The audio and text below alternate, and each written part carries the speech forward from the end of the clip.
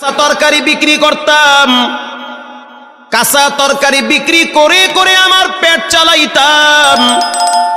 কাঁচা তরকারি বিক্রি করে এত দামি বাড়ি কেমনে বানাইছেন?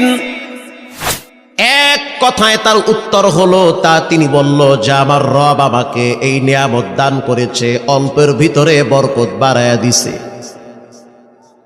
আমি বললাম কেমনে এই বরকত আসলো, কোন রাস্তা দিয়া?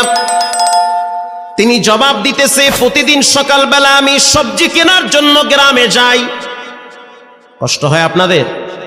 সবজি, কাঁচা তরকারি, কদু, ঝিঙ্গা, তুরই, বটবডি, পেঁপে এগুলা কেনার জন্য আমি ভ্যান নিয়ে গ্রামে যাই। আমি রাত্র প্রায় 4টার সময় ঘুম থেকে উঠি।